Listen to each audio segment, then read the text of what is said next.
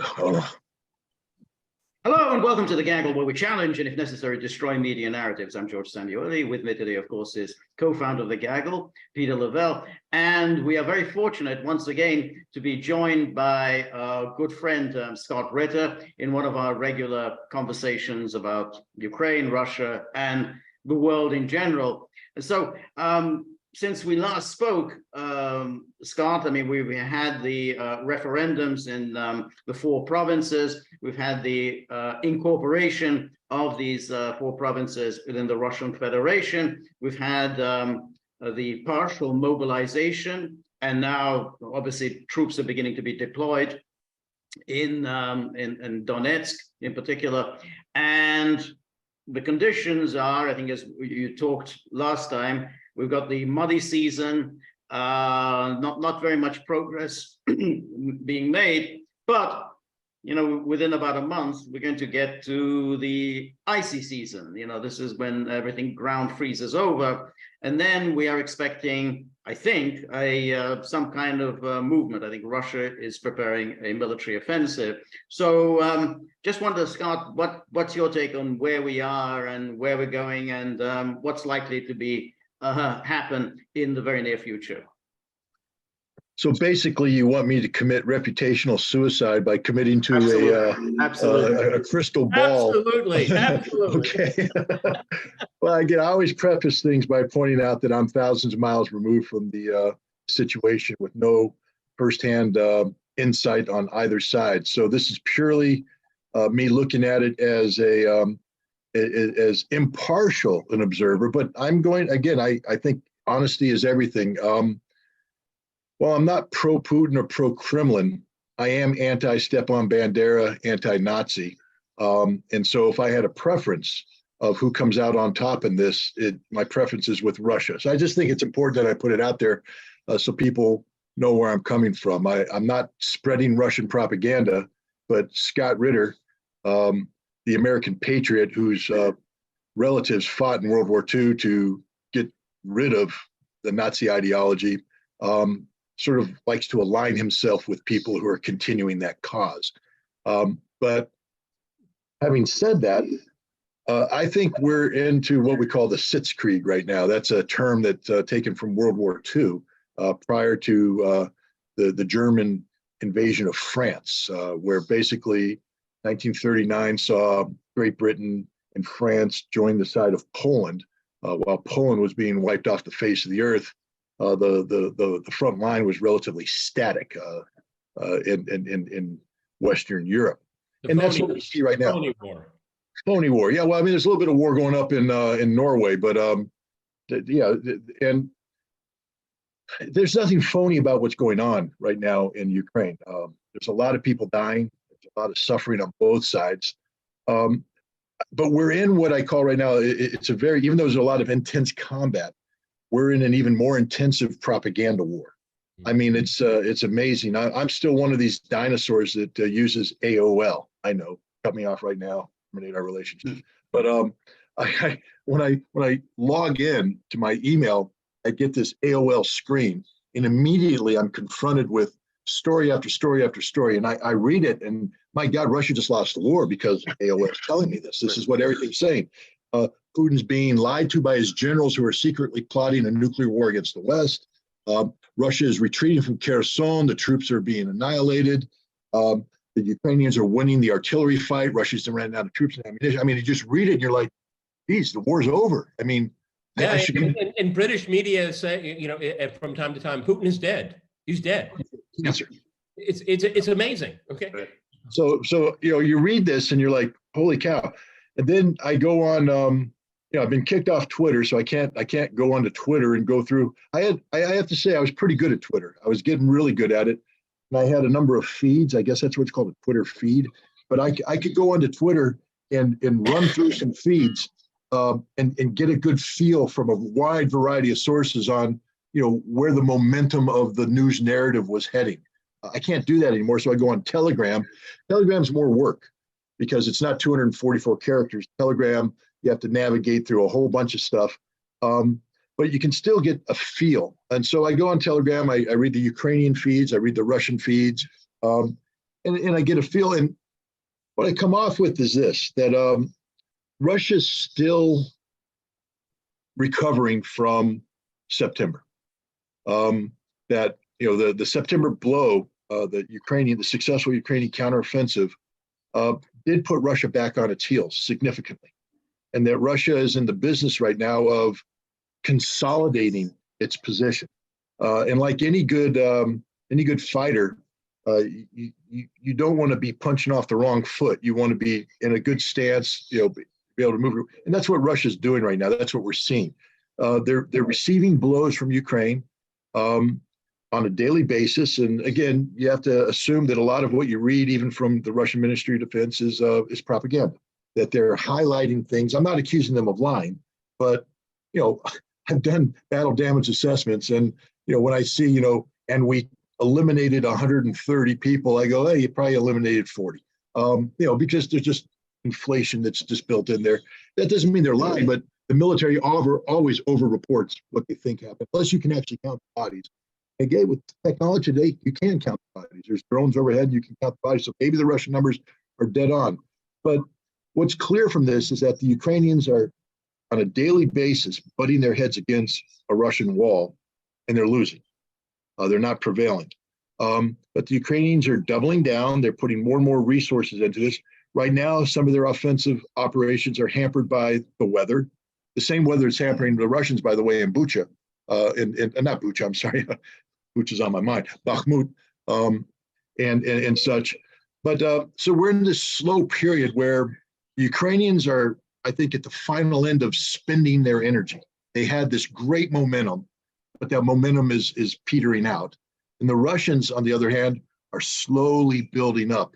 Well, let's talk about that, because I'm not a military person, but it seems to me, maybe you can confirm or correct me here, but we've been told that the mobilization has been complete. They've basically gotten the numbers that they wanted.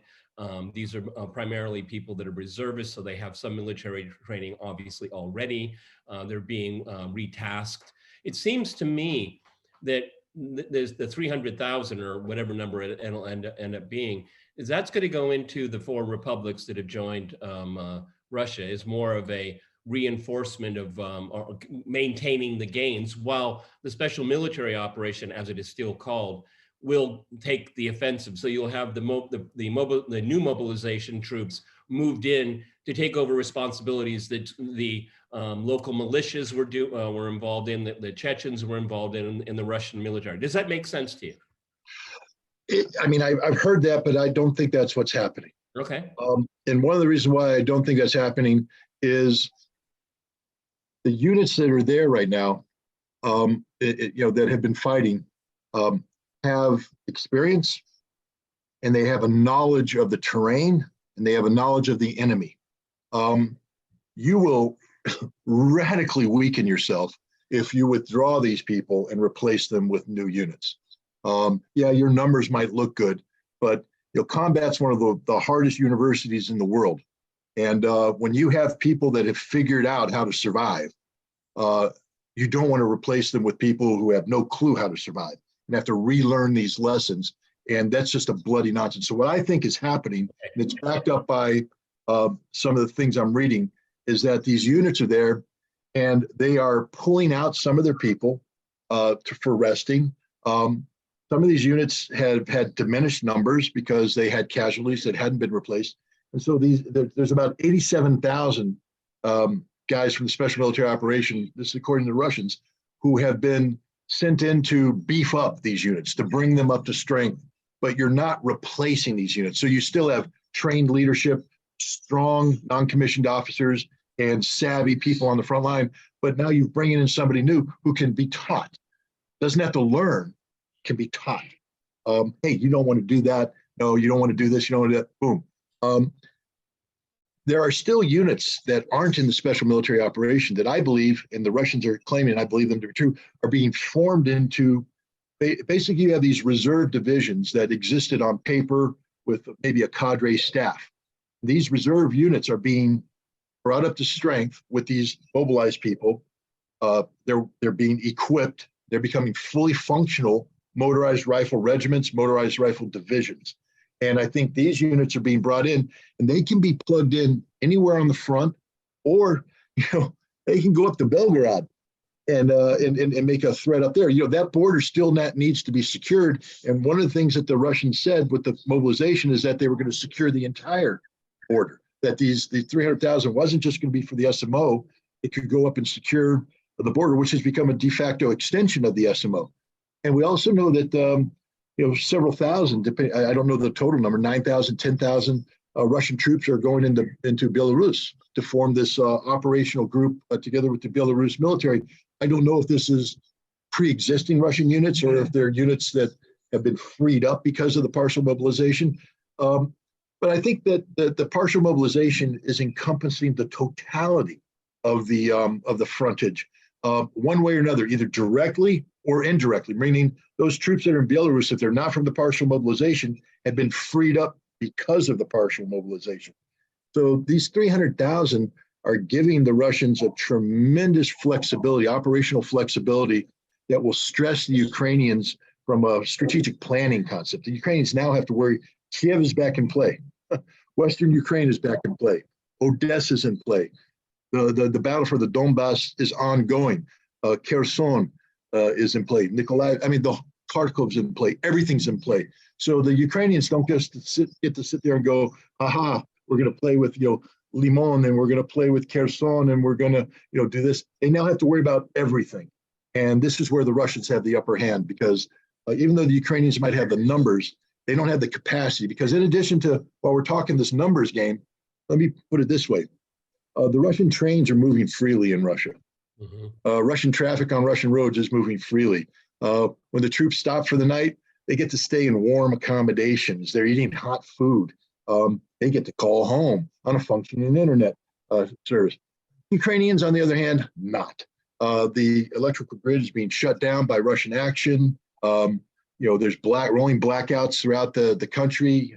Their economy is a total wreck. It's a bleak outlook for the Ukrainian civilians going into this winter. And all of that has to have a gnawing effect on the Ukrainian military, because these are men who have wives, sisters, mothers, brothers, uncles, grandfathers back there who are suffering.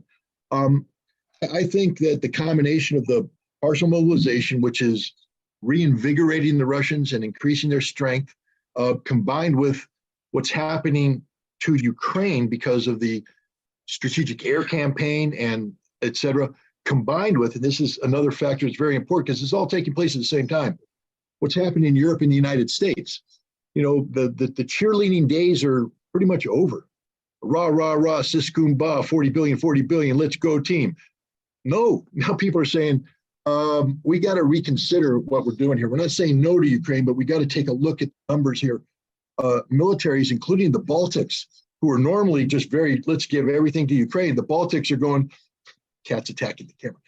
The Baltics are going, we can't give you this because we have an obligation to NATO to maintain air defense in this territory. And if we give you this, we have no air defense. Other nations are saying, we got nothing left to give. The United States is saying, we're out of ammunition to give you. And now we have a bigger problem. The questions, remember when Rand Paul stood up back in May and said, hey, maybe we should have an inspector general because we're giving away, nearly $53 billion worth of stuff. Where's it going? What's happening to it? No, don't worry about it. Well, see, there's going to be an election next week. And the Democrats are probably going to lose the House. They may lose the Senate, but the House controls the purse. And and Biden knows that if the Republicans take over the House, he can no longer write a blank check, that there will be questions about where this stuff goes. So the rumor is that Biden's going to try and squeeze $40 to $60 billion more Ukrainian aid through a lame duck Congress. But here's the problem. The Pentagon's saying, if he does that, they're going to start asking questions about where this stuff went. And we don't have an answer. And if we can't answer it, they will shut it down now, not just later. So that's why they're sending these on-site inspection teams into Russia. People are all in panic about boots on the ground. Scott, in January, I mean, if they do push through this omnibus bill, in January, they will have the gavel to investigate. And there's a lot to investigate, and even prior to this. Look, if you don't mind, George, we had a general, was it Petraeus? I'm not sure which one, talking about a possible coalition of the willing. Not NATO, no, of course not NATO, but NATO countries in a coalition of the willing. I mean, I don't know if this is like a fever dream, something must be done type thing, but I mean, if you're on the Russian side and you have the Poles and the Balts and the Romanians and the Germans colluding together, that's still just NATO. I mean, from this side, no one's going to make a distinction. I mean, is this fanciful talk, trying to keep up the propaganda fervor, or is this something that people are actually thinking about? I don't mean to be disrespectful to General Petraeus. I respect the fact that he put on 4 stars. And that he served his country honorably. And I don't mean to be disrespectful to Mark Hertling or Spider Marks or any of these other former generals. But we need to understand one thing. They don't speak for the United States government.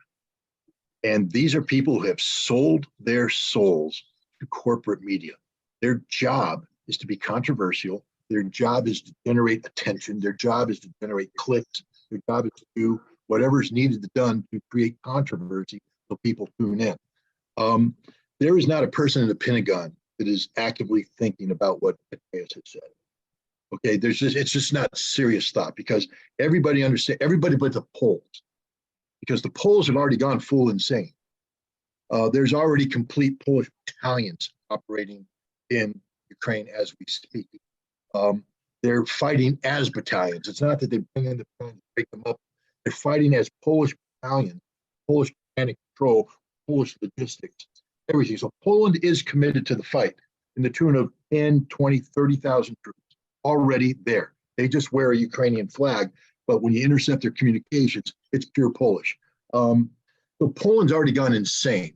And Russia, I think, has just accepted the insanity. And, basically, if Polish troops want to die, we'll kill them. It's not the first. It's not the first time, Scott. Well, I didn't want to go there. But I lived there for 10 years. Okay, I understand. But Germans aren't going to put combat formations on the ground in Ukraine. The United States isn't going to do that. So there is going to be no coalition of the willing. The United States is very concerned about escalation control. How do we manage escalation? We don't want to escalate out of control. The last thing we want is a nuclear confrontation.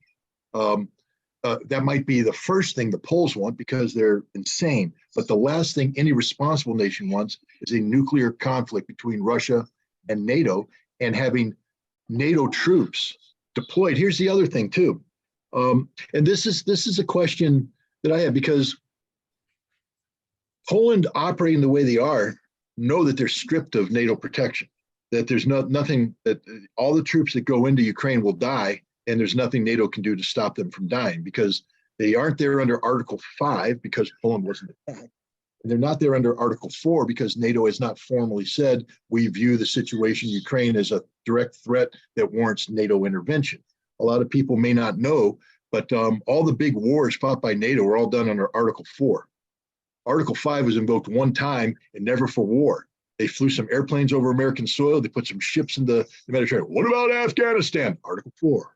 What about Iraq? Article 4. Libya? Article 4. Article 4 does everything. And even though there was a NATO convened an Article 4 summit when this first started, NATO's never said, yeah, we view this as a threat worthy of NATO intervention. NATO said the exact opposite. We will not get involved. So I don't see Germany saying, the heck with NATO, send in the Panzer Division. I don't see Romania committing suicide, saying, let's attack Moldova. What the heck? Let's just do it. That would be the end of Romania. Because once Romanian troops leave Romanian territory without the authority of Article 4 protection, they just become targets and they will die. So Petraeus he's not speaking responsibly, nor are any of these other generals. They get paid on a by appearance basis. It used to be you'd get a monthly paycheck from these guys. I know because I used to get a monthly paycheck from Fox News or from NBC News. Nice paycheck. And if they used you a lot. If you were saying things they didn't like, They wouldn't put you on air, but they still had to pay you. All right, Scott, what about the scenario of the dirty bomb false flag operation? Because I don't think the Russians would have gone to the trouble of calling up all the defense ministers of the United States, the United Kingdom, France, unless they had pretty good intelligence that something like that was being planned. So that means these intelligence agencies are they're always up to something. So something like that could happen, and then all hysteria uncontrollable, particularly in the United States, and there might well be a kind of an irreversible momentum to get involved directly. Well, I as a former intelligence officer who's pretty good at taking information and then breaking it down into what the probable sources of information were. I've taken a look at the Russian statements. I've taken a look at what they've said, and I've come up with the following conclusion. And again, people are going to just say, you're wrong. That's okay. I've been wrong before, but I think I'm right on this one. There's enough specificity in there that says certain things. One, there's clearly a source near the presidency. Now, the Russians would never have released this information if there's a source in the presidency, because you would just never talk about that.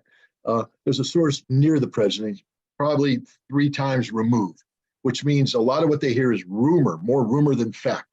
But clearly there was a dialogue within the decision-making circles surrounding the presidency about options that could be executed to bring NATO into the conflict, bring the West into the conflict. Ukraine is going through an internal crisis because they fear that the West is going to lose interest in this conflict.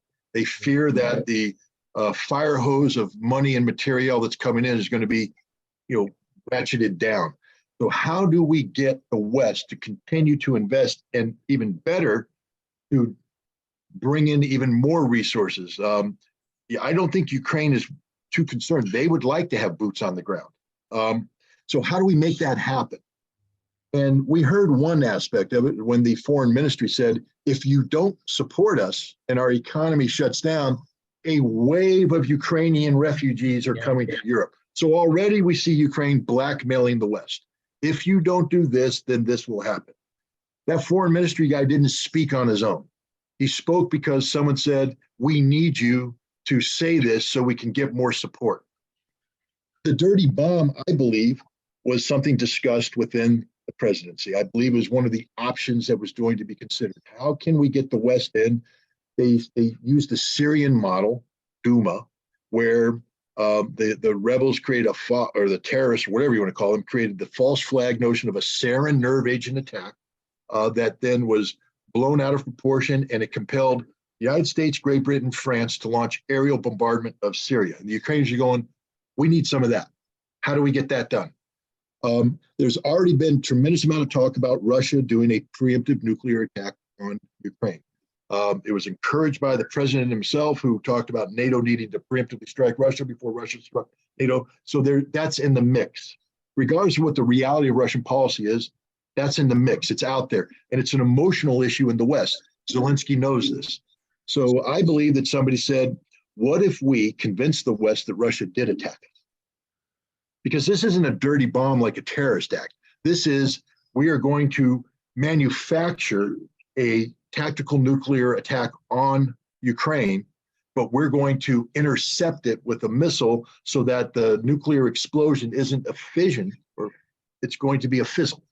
So there will be contamination without the mushroom cloud. So it's the equivalent of a dirty bomb. And they said, if we do that, then the West will have to act. And maybe they won't act nuclearly, but the West has said that if Russia uses a nuclear weapon against Ukraine, that the West will respond by destroying the Russian military capability, which is what Ukraine wants. So this is an attractive idea. I believe the president said, pursue it. Tell me what's necessary. So phone calls started being made, because that's the other aspect of this. A lot of this intelligence appears to be point A talking to point B, such as, hey, you guys have this capability. No, they have this capability, talking. So there's intercepted phone calls with this kernel of information, and the Russians were collecting it. Now there's a Russian intelligence officer like me on the receiving end going, boom, boom, boom, boom, holy cow. We can't just dismiss this. I put it together and say, boss, this is the chatter we're getting. You know, that's the Western term, chatter. This is the chatter we're getting out of Ukraine. What do we do about it? Now the Russians have to make a decision. Do we sit on this and do nothing and then have something stupid happen where we now face a crisis? Or do we preempt this? Do we nip this in the bud, knowing that the intelligence could be wrong? And I think the Russians took the wise decision, which is to get Shoigu on the phone and tell people, this is the information we have. We take this very seriously. And if you guys have any way to pressure the Ukrainians to tell them, don't do this, don't do it. Now, what they do by making that call is not only do they get the phone calls to be made to the Ukraine, were made, by the way, but they also are putting the West on notice that if this happens, we know what's going on, so don't you overreact. We need to manage this crisis. And I think they managed it successfully. I think the Russians, by making the phone calls that they did, got the West to pay attention and got the West to make the appropriate phone calls and shut this thing down. I think there's zero chance that Ukraine tries to pull off this dirty bomb scheme. It wouldn't have worked. That's the one thing anybody knows. Ukrainians don't have Iskander missiles, and they were saying that this was going to be an Iskander coming in over Chernobyl, which again doesn't make, coming out of Belarus, by the way. And then apparently it was going to be intercepted, and then they were going to collect radiation. So first of all, they have to reverse engineer what a Soviet tactical nuke looks like, or Russian. They know this because they had guys that used to work in that. So they know what radiological fallout would be, but now they have to reproduce it. They have to make it on their own. And any smart person, I'm not that smart, but I'd be able to figure this out because I've done this kind of investigation before. You go in and you collect the material, and you can trace nuclear material back to a nuclear reactor or a nuclear source. So it'd be immediately obvious that there wasn't a Russian nuclear device. This was a Ukrainian nuclear device made to look like a Russian nuclear device. And then you'd look at the Iskander missile, because they'd have to take the missile from other Iskander attacks, and then they'd have to seed the parts in the area. And people like me would come in and go look at the serial number and go, okay, Russia, here's the serial number. They go, yep, that was on this part. They're going to call the factory that made it. Yep, on this part, on this missile shipped to this unit, boom. And here's the firing log. We fired that 3 months ago.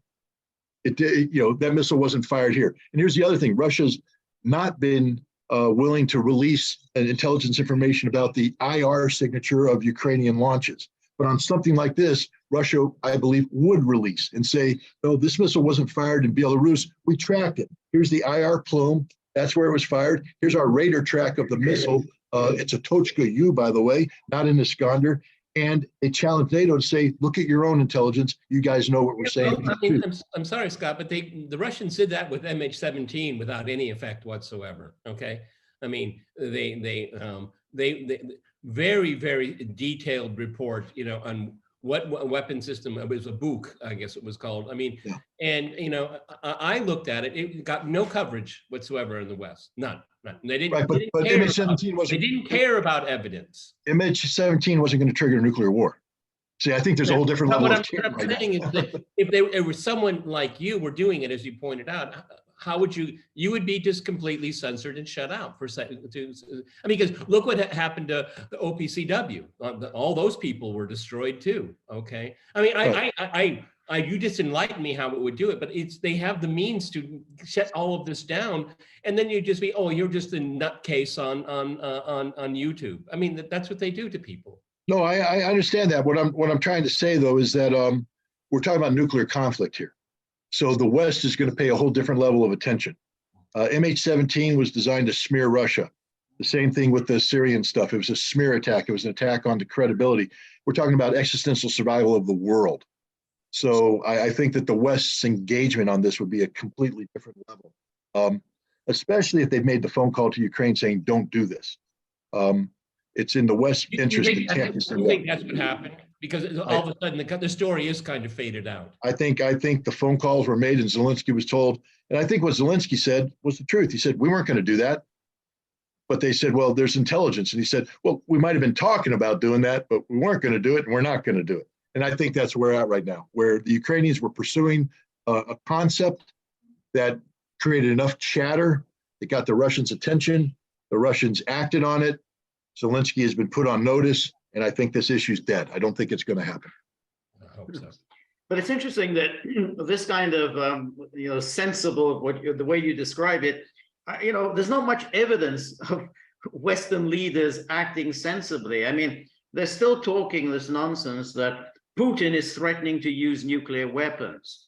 Now, when you start talking in this way, you're kind of creating a certain reality. And I mean, Zelensky was doing what he was doing precisely because it was the West that had been generating this nonsensical chatter that Russia is on the brink of using nuclear weapons. Well, if that becomes now accepted, Russia's on the brink of nuclear weapons, of course, yeah, Zelensky would make this decision. Yeah, why not? I mean, it's now become normalized that Putin is losing this war, and he's only got one option open to him, and that's to use nuclear weapons. So I mean, you may be right that the Western leaders are acting sensibly like this, but we haven't seen too much evidence of this, at least. Well, I think publicly. Yeah, I think we have to interpret what's coming out of the West in terms of this narrative being shaped, not so much about believing that Russia's getting ready to nuke. There's a bigger strategy going on here. Zelensky's people have been talking about this for some time. They want a Moscow Maidan. There's actually people at MI6 and CIA right now who are reading the tea leaves, and they believe that this partial mobilization has alienated significant, very important elements within the Russian power structure, that Putin is actually isolated, that Putin is no longer the majority decision maker, he's a minority. You see these Russian bankers and these millionaires quitting, and of course they're all quitting by fleeing to London, where they've been working with MI6 for years, but nobody talks about that. But the point is, these reports are designed to be consumed by Russians. It's designed to empower Russians into, who cares if I read a British newspaper and I'm convinced by it? The impact it has is zero, because America is going to do what America is going to do when America wants to do it, how America wants to do it, whether or not I support it or not. It's about getting Russia, breaking up the support that Putin has. That's one of our top objectives right now, is to create dissent inside Russia. And so this is why you see the stories, for instance, of, well, Putin may say he doesn't want to use nuclear weapons, but the generals around him are saying this. They're going against Putin. And so now maybe a Russian oligarch will go, oh my God, maybe that's that's the goal. I think it's crude. I think the Russians are on top of this. I don't think anybody's buying into this. I don't think Putin's weak, but I think that's what's behind this, is that there is a furtive hope in CIA and MI6 that they can carry out this kind of information operation that's designed to sow discontent and dissent and distrust in Russia. I think they're wrong. They've never been successful at this, but I think that's what's going on with these stories. Yeah, well, I mean, I can't speak about what the generals may think. Obviously, I can't, but I can tell you what public opinion is, and we've discussed it before. I mean, Western publics have no idea what is said in Russian media, but Russians know exactly what's being said in Western media. They just play it every single night, okay? And sometimes they just subtitle it. They don't even do a voiceover. They just let people hear.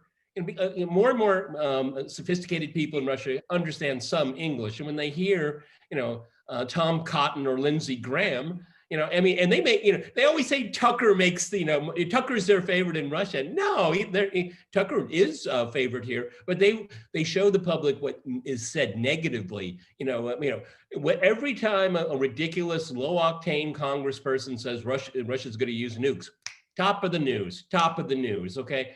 I mean, people are so sick and tired of being demonized. Okay. And if anything, Putin's support has gone up. Okay. So, the hearts and mind thing's not going to work here, because most fundamentally, here we watched Maidan every single night, and I don't know anyone here that wants to see that happen here. Okay, no. Michael McFaul says Russia's afraid of democracy. No, Russia's afraid of that kind of instability and bloodshed.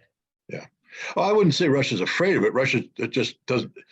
because fear implies that it's a threat. I don't think there's a threat of a Moscow But Maidan. they don't want chaos. They have the Right. 1990s. They understand what chaos is. Yes, and they fear chaos. Okay, very much so. Right, and One I of think the that's Right. just to follow up on your point. I mean, when we had Andrei Martyanov on recently, he said, well, the Russians learned from their mistakes. They made mistakes in the 80s and 90s, and they've learned from that. The problem is in the West, they don't seem to learn from their mistakes. They just double down on it. So, you know, Russia's not going to go back to the 90s. That's over and done with. It's not going to happen again. So they've learned from their mistakes. You know, but it's unlike, you know, the West, where you just double down on what you've been doing. You know, I again, back when I was on Twitter, part of the feed that I did is I followed a lot of former CIA Soviet hands. And it's just, one of the things about having been on the inside is you know how they think. So it's fascinating exercise for me to follow these guys and their Twitter history and to look at how they started with the special military operation began and the positions they held, and then to watch how they evolved.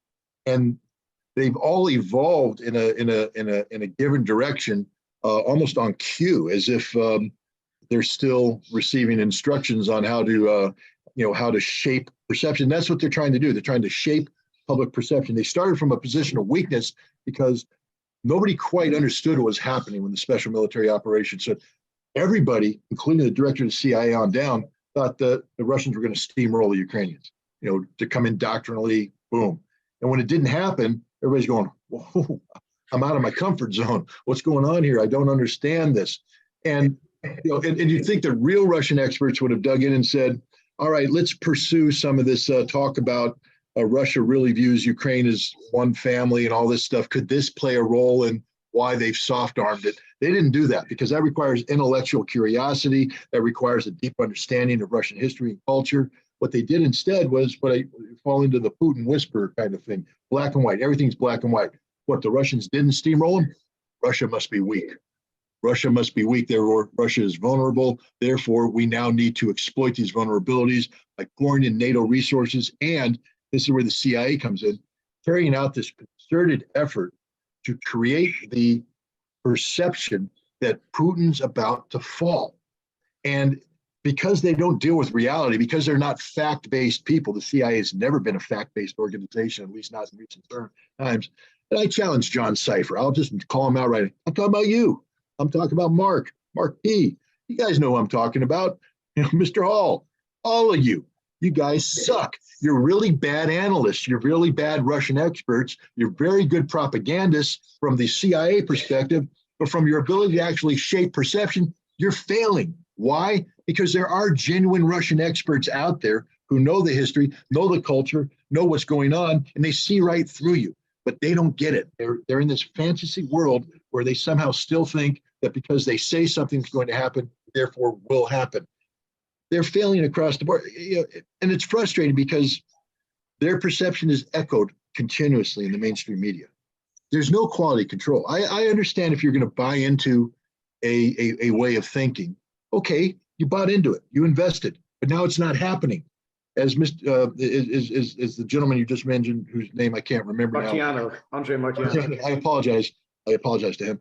I'm just very bad with names, and sometimes I forget my own. But the Russians do something, and they don't sit there and double down on failure.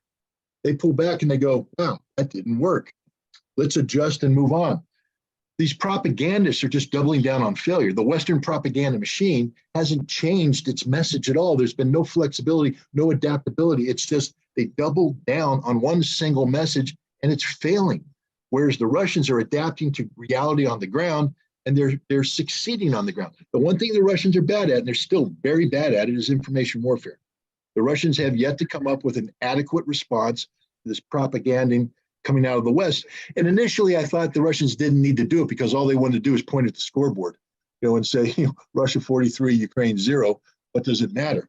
But Well, I mean, Ukraine. to be fair, I tend to agree with you. Okay, when they hired Maria Zakharova, I thought, great, 10 years too late, but great. Okay, I think she is effective here. But I mean, if your ability to get your message out has been so truncated, I mean, just today, I understand that there was enormous pressure on France was putting pressure on Rumble to drop RT, and they said, no, we're not going to drop it. Okay. Yeah, I saw that. Yeah. Okay. And so in that way, it's kind of slightly turning the corner. I can just say personally, for my program, I'm getting some really good numbers again. Finally, after many, many months of being in the wilderness, people have been able to find the program there. If we could switch gears a little bit, this whole thing, I'm sure you followed the whole fiasco with the progressives letter. Oh, yeah. Embarrassment that was, but very predictable as well. There seems to be almost a level of schizophrenia. You know, all conflicts must end with negotiations, but nobody wants to step up and say that, okay? And the problem with the cowardice that we have in the West is that why would the Russians get involved in any kind of serious negotiation? Because there's nobody serious to talk to.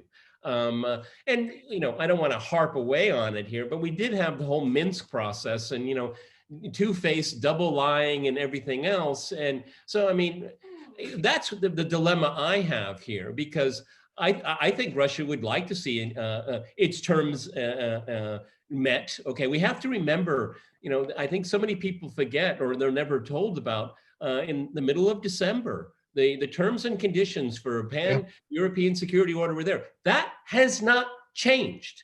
As a matter of fact, that is the very foundation of the special military operation. When the special military operation meets those demands unilaterally, that's when Russia will say, okay, let's talk, okay? But if there's not an interlocutor, you know, and they're dropping like flies, hey, Liz, what are you doing, okay?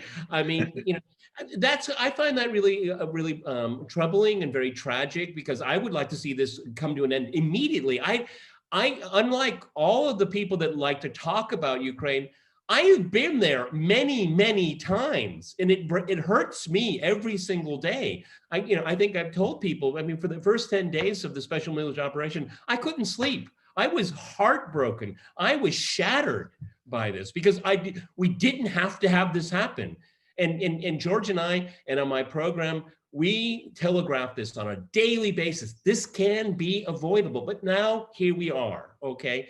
And it seems like it's just the inability of the West to get its ducks lined up to understand really what its security needs are. All it wants to do is to deny Russia its. When you have denial of your opponent and not clearly defining what your own interests are, this is where we end up.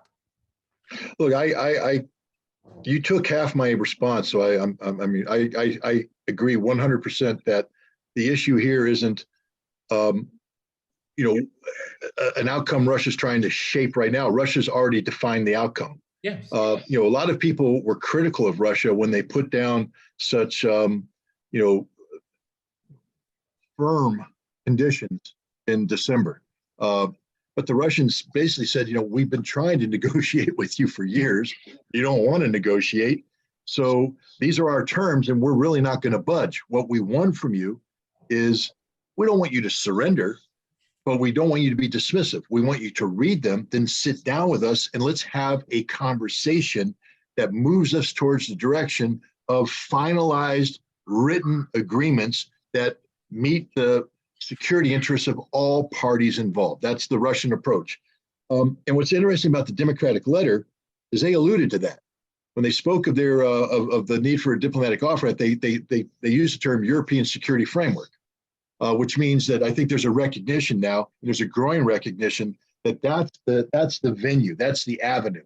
But the problem we have, and this is a problem of the West's own making, we know that in April 1st, Russia was willing to sit down with Ukraine and come up with a termination of the conflict that would get them quickly to the discussion of a European security framework.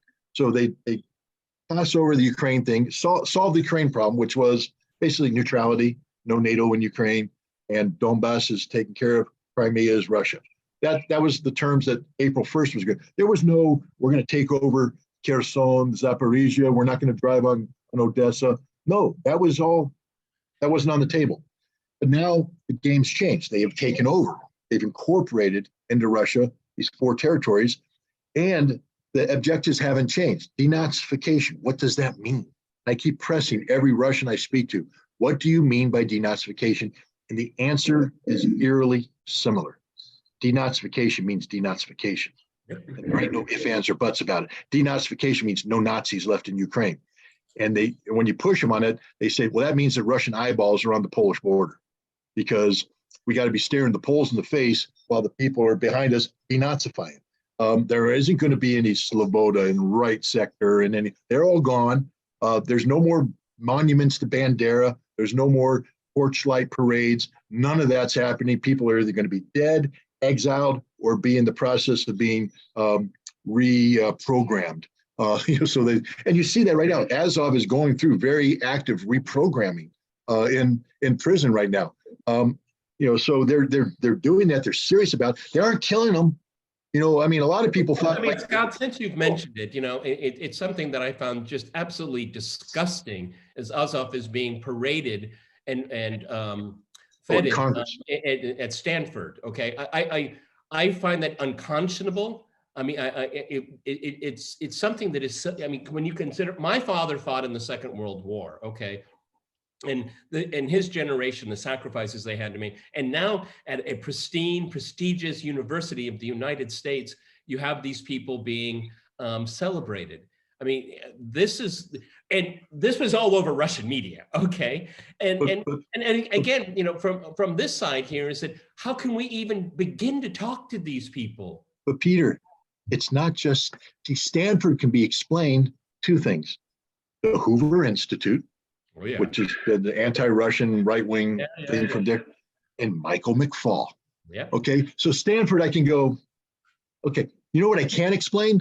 The United States Congress bringing these Azov people in, feeding them, holding an auction on congressional land, in a congressional office, of Azov Nazi patches with the Nazi symbology, raising it for democracy, allowing a Nazi leader to lecture Congress on the need to revoke the language attached to defense appropriation bills, denying funding to the Azov Battalion, because the Azov Battalion is a white supremacist neo-Nazi group. We know who they are, but we've decided just to ignore them. And the people that are inviting them in include these progressives on that 30-person list. Where's Jamie Raskin? You know Jamie Raskin, the Maryland guy who stood up in April 28th and chastised Marjorie Taylor Greene. You say there's Nazis, we're funding Nazis. Where's your proof? Where's your evidence? Well, Jamie, the proof and evidence is in the damn legislation you passed the year before that you voted on, where you said Azov Battalion is a Nazi unit. You signed a letter in 2019, Secretary of State Pompeo, saying, why aren't you calling Azov a foreign terrorist organization?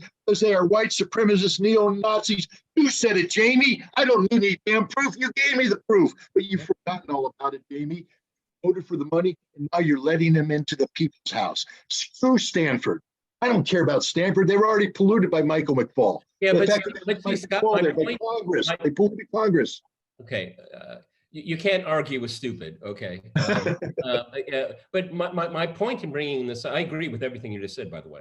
But my point is here, from the Russian side, when this is given so much media coverage here, and this actually makes increases Putin's popularity. Yeah. Because they just say, Nazis now are being feted in the U.S. Congress, okay, at prestigious universities. All the more resolve there is here, saying, you have Andrei Matiranov, which is a very interesting character here. But it shows that as we've said here, the Russians learn from their mistakes, and a lot of people are saying, we didn't go further enough 70 some years ago, okay, because these people are still around, okay? Yeah. They're being supported by the West. That only stiffens resolve here. As, by the way, everyone, Europe goes into a deep recession. Russia's coming out of its mild recession. Well, just to pound on this, because I think it's an issue that needs to be pounded on. I learned something the other day. I like to consider myself to be fairly well informed. But I learned something very interesting that I didn't know. That in 1955, Khrushchev freed from the Gulag many people from the Bandera movement and released them back into Ukrainian society, because they were under the belief that they had been successfully reprogrammed, that they had learned their ways, that they weren't going to go and repeat the mistakes of the past. And the Russians I talked to that told me this said, we've learned that. You said Russians learn from their mistakes. He said, we've learned from that mistake.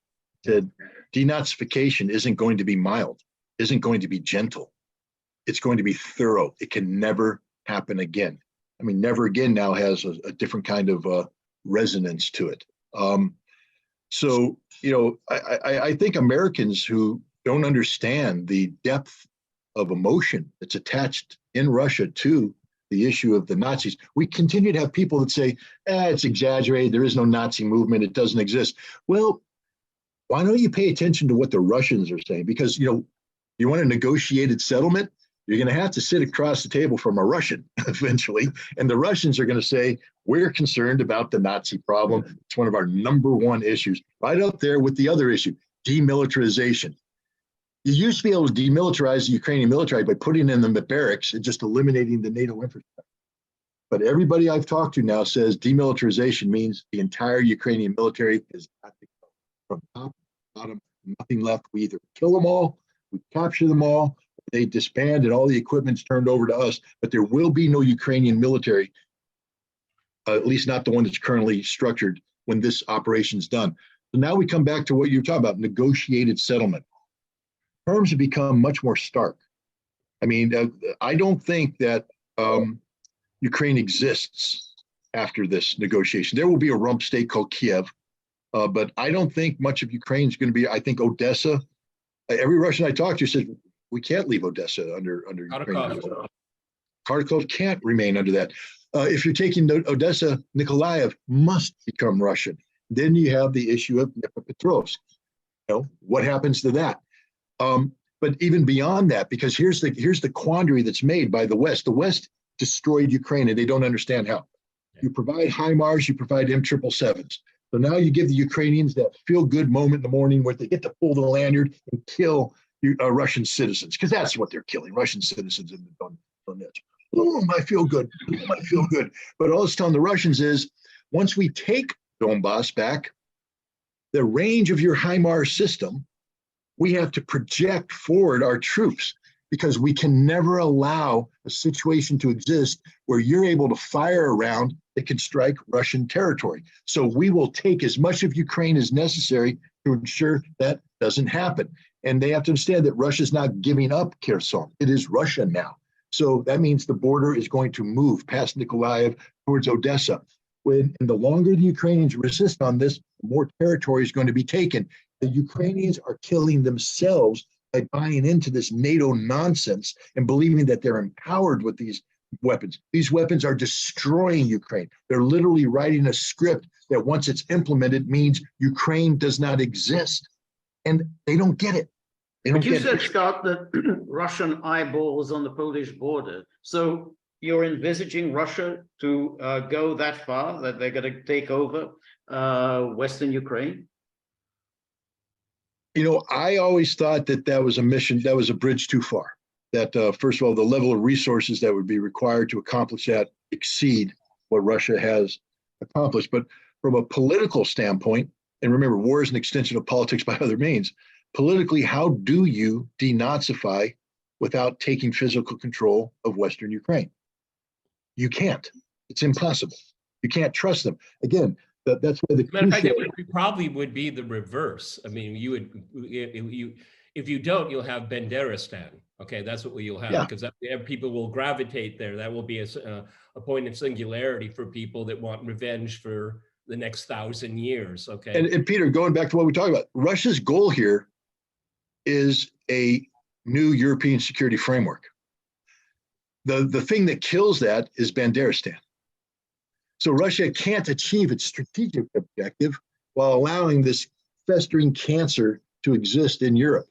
So yeah, I personally believe that this doesn't end until Russian eyeballs are on the Polish border and denazification and whatever, however Russia chooses to manifest it, is taking place behind. Now, Russia may And be. then what? And then Russia takes over in Kiev, basically throws out the Zelensky gang and rules from Kiev. Denazification.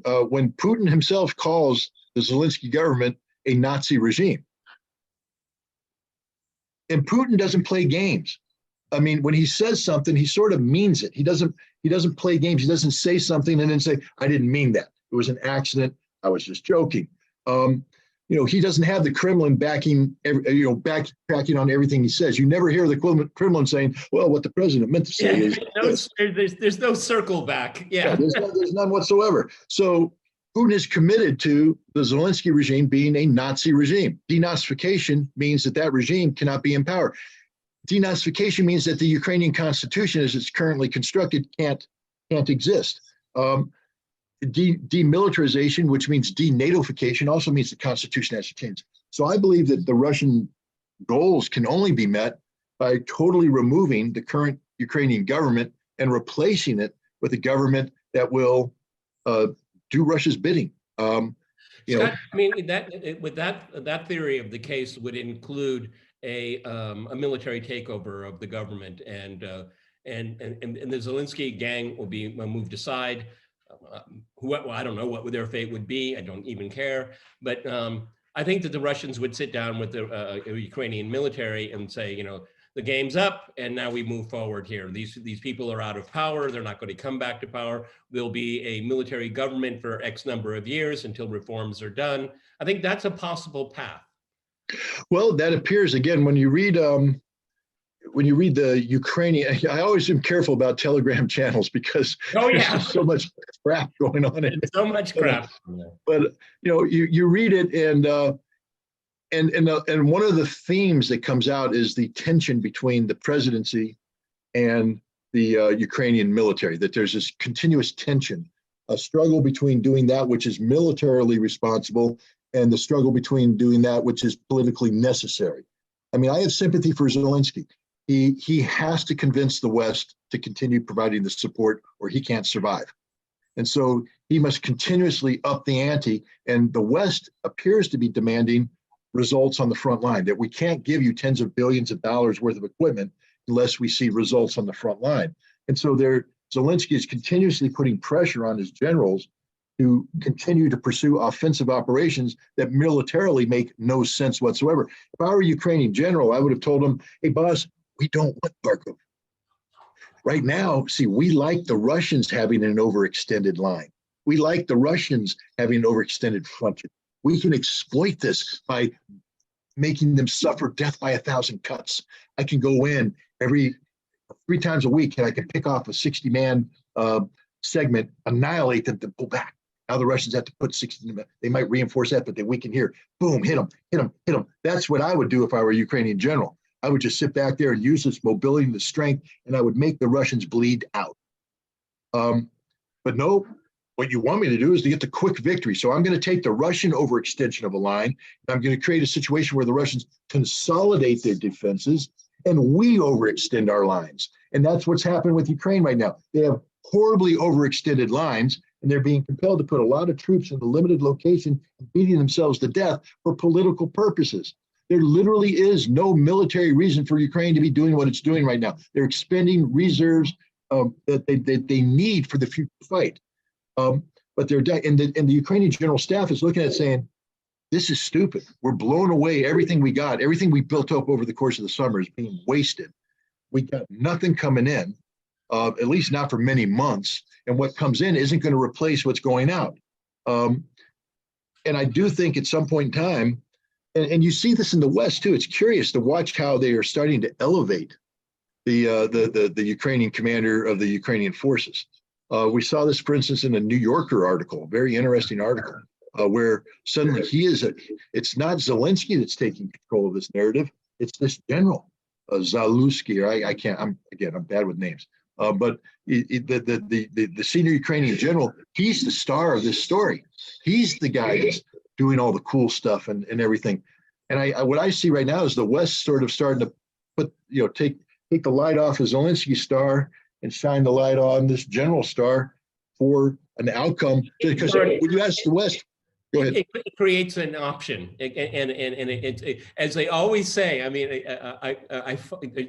I think if we did a Google search, we'd find it thousands and thousands.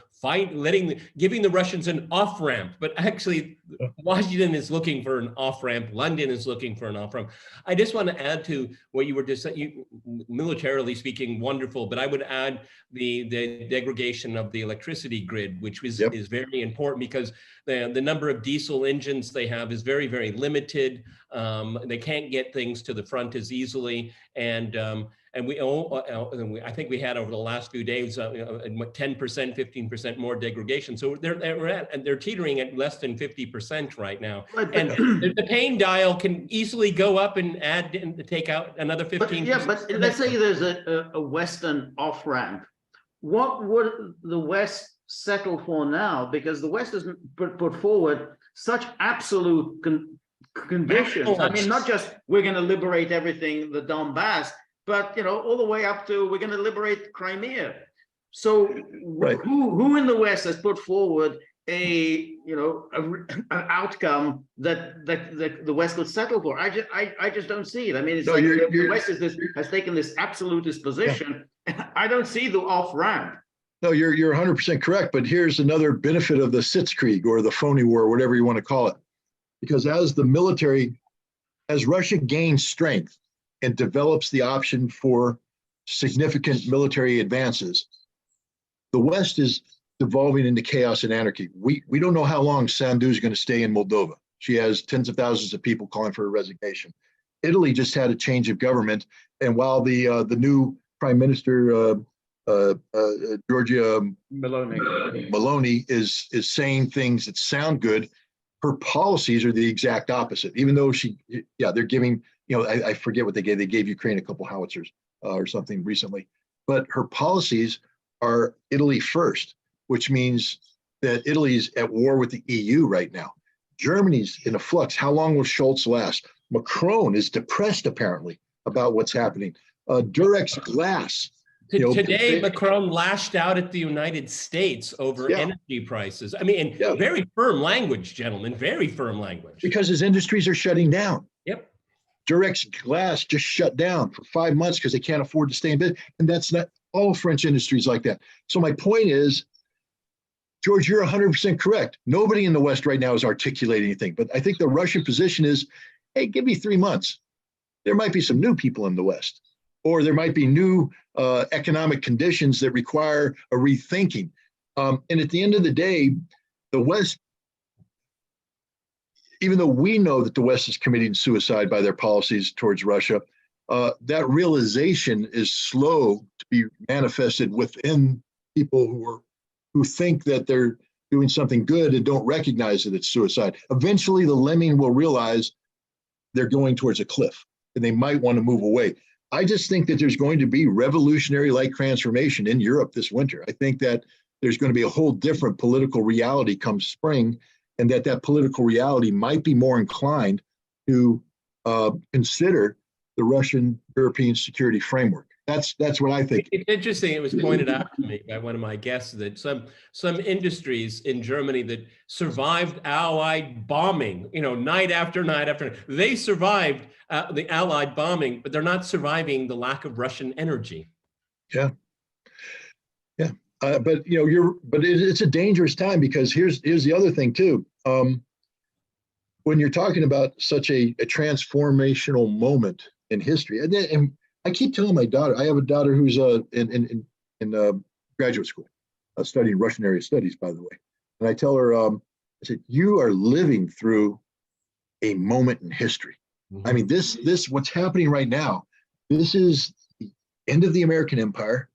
It's not going to end overnight, but we're looking at, the American Empire gearing down, and we're seeing something else rise up to replace it. What exactly that's going to be, we don't know. But it's going to be some sort of multipolarity. And we live in it's the old Chinese curse. May you live in interesting times. Well, heck, guys, it's about as interesting as it gets right now. But we're in a transformational moment. But the problem with transformations is, while historians can look back and say, we could have predicted this outcome, that outcome. As you're living it, you can't predict any outcome. it is very dangerous right now. We don't know how nations are going to respond. We don't know what's going to happen. But I think logic dictates that the people that cause the problems that are creating this revolutionary momentum in Europe aren't going to survive the revolution. I think that can be said. What will emerge, we don't know. Is it going to be right wing? I mean, what gave birth to Adolf Hitler? You know, economic times of troubles. Is Germany going to produce the new Angela Merkel, or are they going to produce the new Adolf Hitler? Is France going to produce, something different than Macron, a French version of Franco? Because what happens to countries when the proverbial poop hits the fan? The military more often than not steps in. And when democracy fails in Europe, as it's failing right now, we talked about the impetus for the Ukrainian military to take over. But there's some nations in Europe that are going to undergo potential catastrophic economic collapse where there is nothing to, when their democratic institutions collapse, what's going to replace them? So are we looking at a future of military dictatorship in Europe? Who knows? This is the great unknown. We just don't know. It's a very interesting yet dangerous time. But it's also interesting too. I mean, it's something. When I think of Stoltenberg, I mean, he came out with if the West fails in Ukraine and Russia wins, it is a strategic defeat for the West. Yeah, that's right. And that's why, and you're the one that's pursuing the strategic defeat with such clarity. Exactly. And that's why, in a way, it's not Russia that doesn't have the off-ramp. It's the West that doesn't have the off-ramp. And therefore, that's why it's kind of dangerous, because if you don't have the off-ramp, who knows how far you're going to escalate. And I think there is the danger that the West could escalate because they're facing total defeat and humiliation. And what we're seeing, agreeing with Scott here, this revolutionary moment, and what's going to happen is that, the decline of Western hegemony. That's obvious. It's ongoing. We've been watching it, but it's a situation where the American political elite and the military-industrial complex and all the other appendages, they're going to have, and as a result of this conflict, they're going to have to understand limitations. That is revolutionary for these group of people, okay? I mean, you have one catastrophic defeat and fiasco, one after another, Vietnam, Iraq, Afghanistan, Libya, and now this has come to Ukraine, and it is a deal maker, it's a deal breaker. And this is what I really worry about, is that these people have never seen limitations before, and it's being forced upon them. And we have no idea how they're going to react. No, but this is the part of your program where I'm going to be accused of being a Kremlin shill. Which is the last thing I am. We're all used to it, don't worry about it. But when I take a look at, who realizes everything we just said? Russia. I mean, when I take a look at the Russian foreign ministry, I don't just look at Lavrov, although I have a lot of respect for Lavrov dating back to his time when he was, the ambassador to the United Nations during the Iraq thing, where, we interacted. The Russians have professionals who know the world, study the world, understand consequences. Russia has a political leadership that's not trying to replace the United States as the global hegemon. And what I mean by this is that there's one adult in the room right now, and it's Russia. And Russia, the adult, understands. You say that the West has to accept limitations. The adult understands that there's a need for limitations on its part, that Russia can't rush in and fill a vacuum and all that, because for every action, Newton's third law has geopolitical corollaries. For every action, there's an equal and opposite reaction. So a lot of people are frustrated with the slow pace of what Russia's doing in the special military operation. And I think one of the reasons why it's slow is that Russia is managing the West's defeat in a way that doesn't manifest in total collapse on the part of the West. That this is a marathon dance competition. Russia's holding the Western party up and not letting them collapse. Nope, stand up, buddy. You got to stand a little bit longer. Just stay with me a little bit longer. And that's what Russia's doing. They're giving the West every opportunity to manage their defeat gracefully in a way that doesn't result in total loss of face. because there are things Russia could do right now to just shut the door on Europe. Why in hell, excuse my language, I know I don't want to get you kicked off any platform. Why in heck, why in Hades, why darn it, are the Russians letting Turkey build a energy hub? If your true goal is the economic isolation and destruction of Europe, why would you go out of your way to do this to put, now, some people say, well, that's because Russia wants to, provide energy, to undermine the EU. Sure, that's part of it too, but you're also creating the potential for European recovery. That's right. You're creating the potential for European recovery. You're giving Europe options so that at some point in time, when Europe is liberated from this heroin addiction they have to liquid natural gas come from the United States, because it makes no sense. It makes no sense whatsoever. There's nothing about it that makes any sense. But once, and Europe's waking up, the French and the Germans are going, this addiction is killing us. We can't afford this addiction. We need to get on some methadone, and that's called Russian natural gas. That'll ease us out of this problem that we're in right now. The Turkish pipeline, and the other thing about it too, look at Russia, the genius of Russia, because Turkey ain't their friend. I mean, Turkey, you can have friendly relations, but Russia's not trying to be buddy, ally. Russia's managing the Turkish problem. They're managing it gracefully.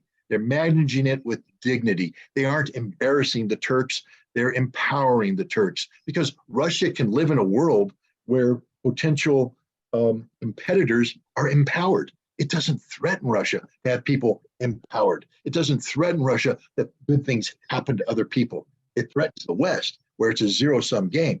But Russia is the adult in the room. Yeah. They are managing the defeat of the West gracefully, and we in the West don't understand it. We perceive it as weakness. And that's the danger, because by Russia doing this, if the West doesn't finally wake up and go, hey, the only reason why I haven't dropped out of this dance marathon is because Russia's holding me up. Yeah, I mean, I'm sure you remember the film, They Shoot Horses, Don't They? I mean, yeah. That was a really great film. And I think it was very insightful what you said about Turkey, because if Turkey is empowered as an energy hub, then it's the Europeans that have to deal with the Turks and not the Russians, okay? So it's a totally different ballgame, and everybody wins. Russia wins, Turkey wins, Europe wins. That's the Russian approach. Win. But how many times have we said that in the last 10 months? It's very interesting, because there's a story today that the Netherlands has lifted some of the sanctions on Russia. And what's interesting about the story is that Russia's going along with this. In other words, Netherlands has said, hey, we can't do these sanctions. We basically, otherwise we'll just simply collapse. And Russia said, okay, well, we'll ignore it and give you whatever you want, instead of saying, hey, tough luck, buddy. You made your bed, you have to lie in it. But instead they're saying, oh, all right, if you want this and this and this, we'll still provide you with it. So it's a kind of, as you said, it's interesting that they're actually still doing this for the West, instead of saying, hey, you live with the consequences of your decisions. But George, don't you think, and Scott, I think that's such a fascinating story, because it goes back to something we said earlier, is that what Russia demanded, actually, on December 17th of last year, was a reordering of the Pan-European Security Order. Now, by the people of the government of Netherlands saying, okay, we're going to opt out of this this sanction, and Russia says, okay, we can work with you. See, I see this as like a demonstration process. Is, look, if you back off, we can manage that. We can manage this relationship. Now, that's one small example, but what about doing it writ large? Okay, you can work with these people. You can negotiate with them, and I think that hopefully, hope always dies last, but that is an example of real reciprocity during the time of crisis.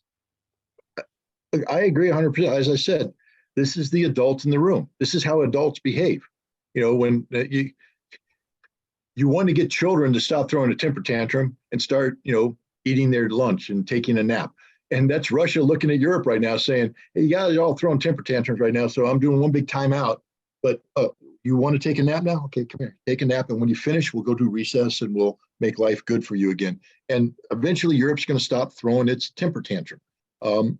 because they have no choice. They literally have no choice. The Dutch made a smart move. They were under a lot of pressure. It was underreported here in the West, but what the Dutch farmers, they were getting ready to shut down the country. And there was real political problems, Dutch collapse of the government kind of problems.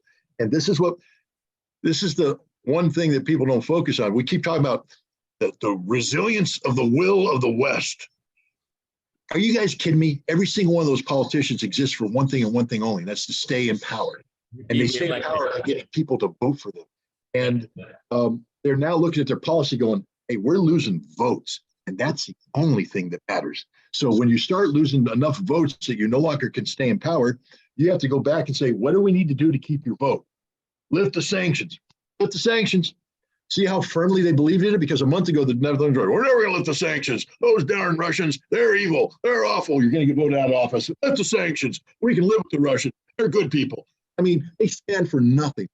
But that's to our benefit right now, because if we were really, and I say we, it's people who want a peaceful outcome to this, not we, Russia, but the people who want a peaceful outcome of this were dependent upon, or, if we were confronting people that really believed in what they stand for, no compromise kind of people, we got a horrible outcome here. To me, this is trying to be too hopeful, but it seems to me that one off-ramp for the West after the midterm elections, after the shellacking, to quote the former president, wouldn't this be, if we had suddenly adults waking up in the room, is like reshuffle, Tory Newland and Jake Sullivan, and kind of move them away to have a different, having much more of an open-minded approach, because it's not working. Okay, but I know maybe that is too hopeful, because that would be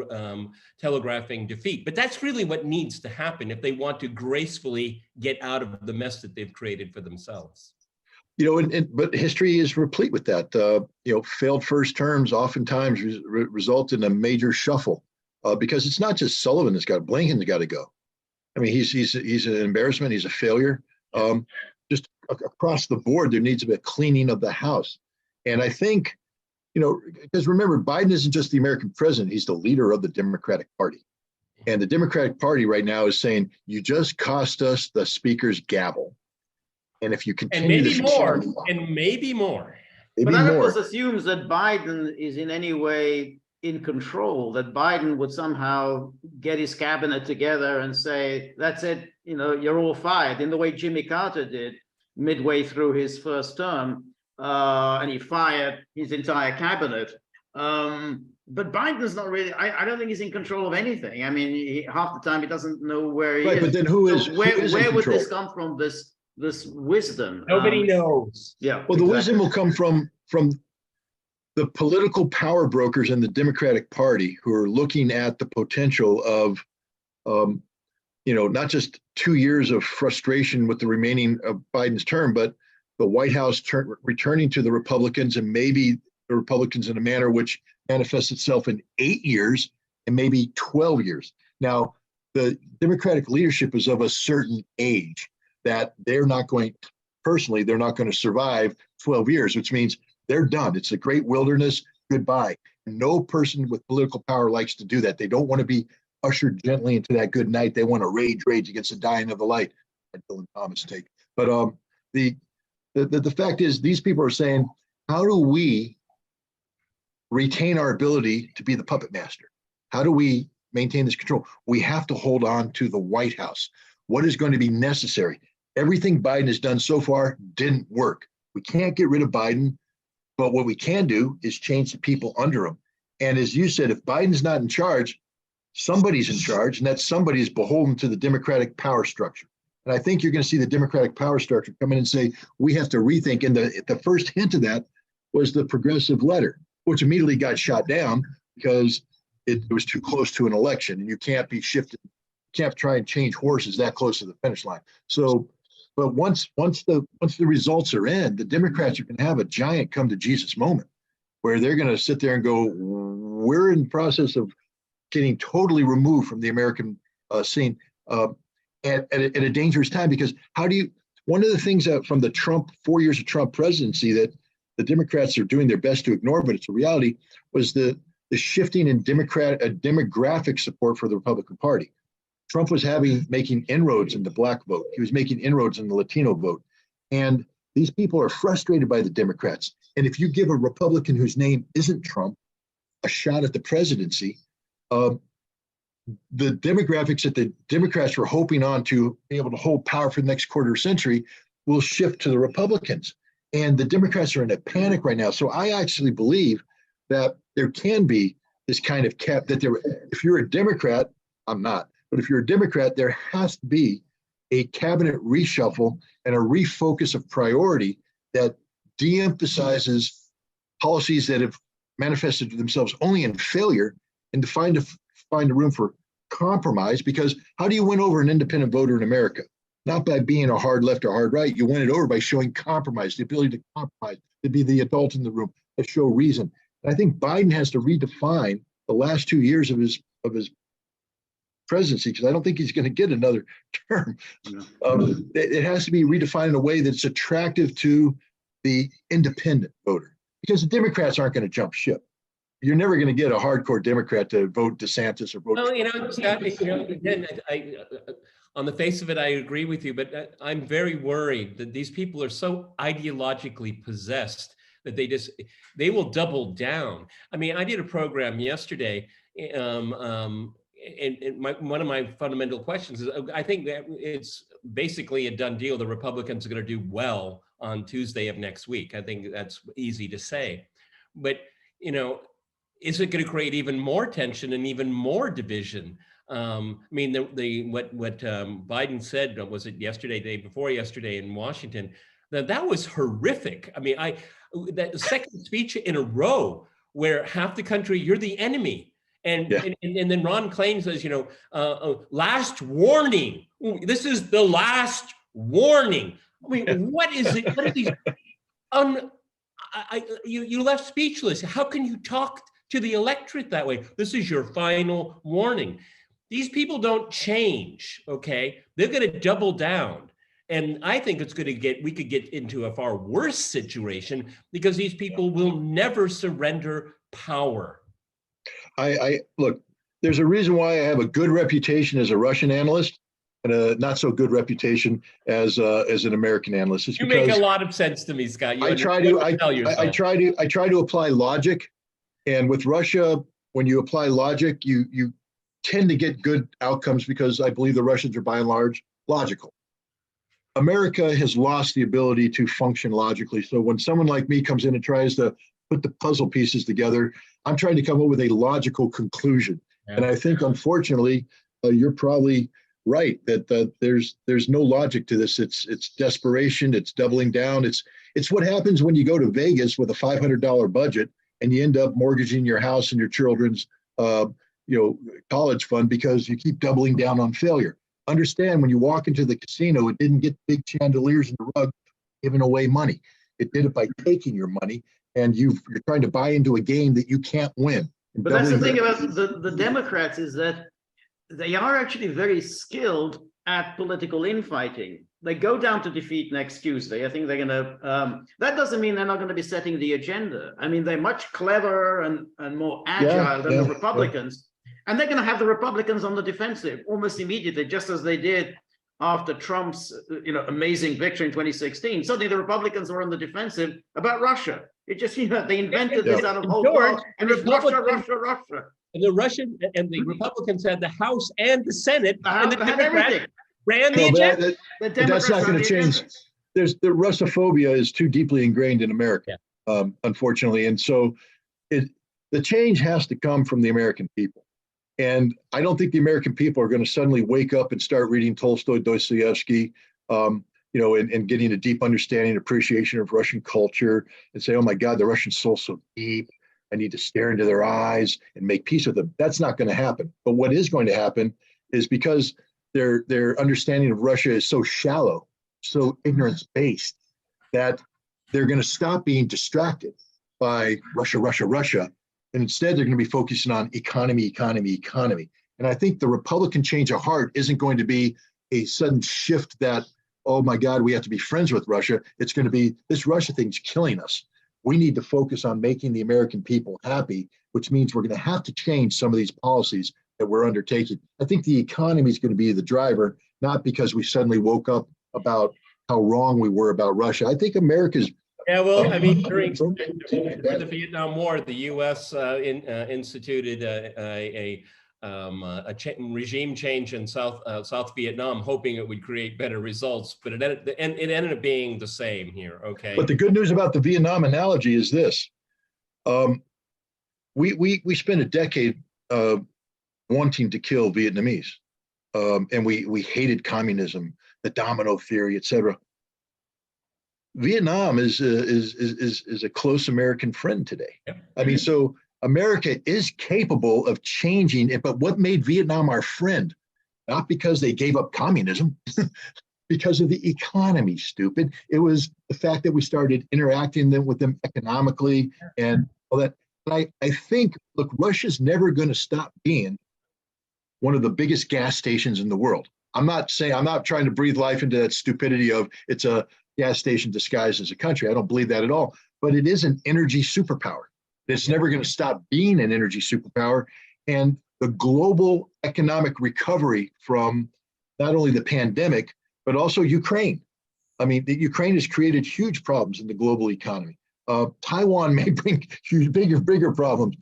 The recovery will be energy driven, and Russia is an energy driver. And if you want to know how influential Russia is in the world today, look at Saudi Arabia, the other energy driver. Is Saudi Arabia doubling down on America? Or is Saudi Arabia finally going on the Kremlin bandwagon saying, we like vodka more than we like Jack Daniels? And I think, you see what they're doing right now. So I think Russia's a huge player in the world. They're always going to be a player in the world. And their role is going to be economic in nature. And America's all about the economy. So if Russia's involvement in the global geopolitical recovery is essential, America will eventually, not because we suddenly love Dostoevsky, but we like comfort and we need. But there's one little wrinkle here, one fly in the ointment for me, is that can they admit that they were wrong? And that's impossible for these people. No, but they can be voted out of office.